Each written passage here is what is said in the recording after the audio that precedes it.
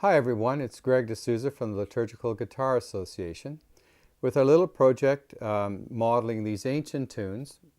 We use these tunes because they're beautiful tunes and they're copyright free, so we can use them freely. Many hymns will use words, people will write different texts to these tunes, and you'll find sometimes multiple hymns in the hymnal that use these same tunes.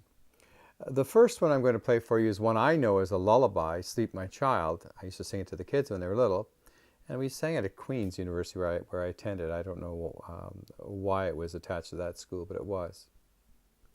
It's called AR HYB Y NOS. It's a traditional Welsh melody. I'm sure you'll recognize it. It's in the key of G, very simple chords. I'm going to play through it with the fingerstyle, bringing out the melody, and then I'm going to break it down and show you what my thinking is in terms of the voicing of the chords to achieve that.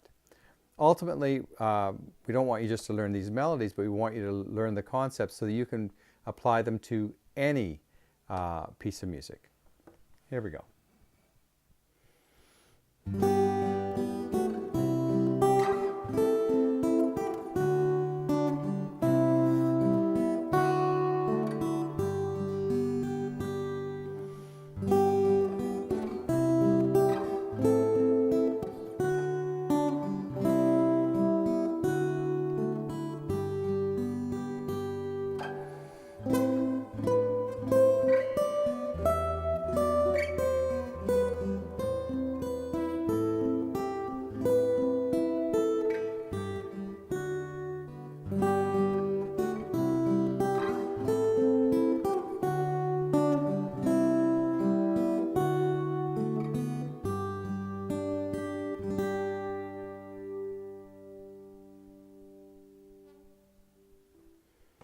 I'm sure you recognize it.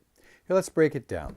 So I'm choosing the chord voicing so that the melody is in the higher register of the guitar. This cuts through so that people in the congregation will be able to hear it and follow it. I'm a fingerstyle player, so I'm using my right hand to pick, and you can see that in the close-up. If you're not a fingerstyle player, though, you can still just use a pick. With the melody in the higher notes, then the melody will come out. It will be helpful. Anyways, we start off with G, and it's a regular G because the note I want is the G on the 3rd fret of the 1st string. And now we have moved by a passing note, the F sharp. Now you can play it a single note, going to C with an open E, so perfectly normal C, or you can do a sixth, playing the A and the F sharp. Now the hymnal calls for a G chord here on the 4th beat of that bar, but you don't need to change chords that often. You can just give the note by adding the 4th finger to the 3rd fret. Okay, and then we go to A minor. Now this A minor is based on E minor, F minor, G minor, A minor. But I don't need the entire chord. I have the open A string and just this half a bar. There's a G I need, and then I go to a D chord with the F sharp, normal D chord. Again, they call for a G chord, but I'm not going to change. I'm just going to give you the melody note, the 3rd fret of the 2nd string, D.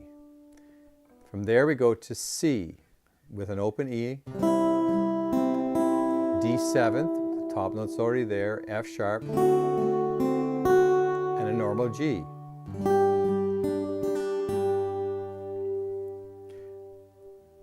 All very normal, no odd voicings.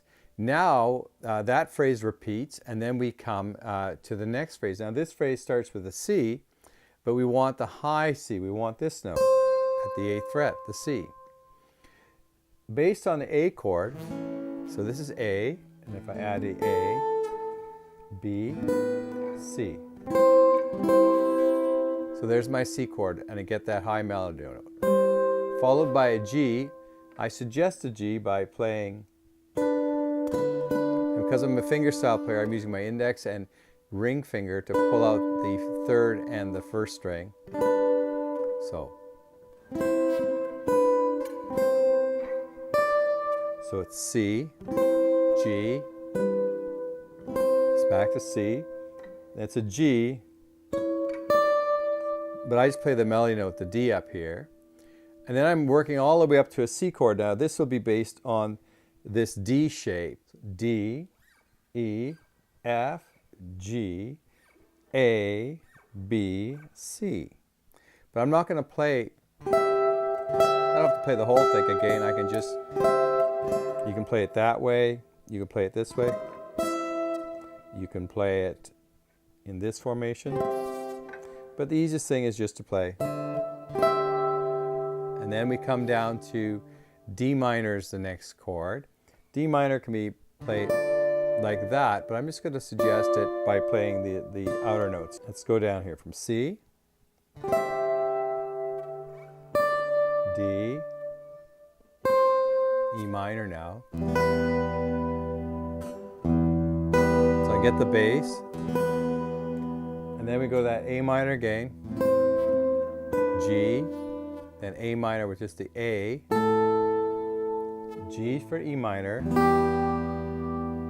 Now we go back to A minor but with a B for the melody, A, and then G, F sharp with the D chord, then we're back to like the beginning.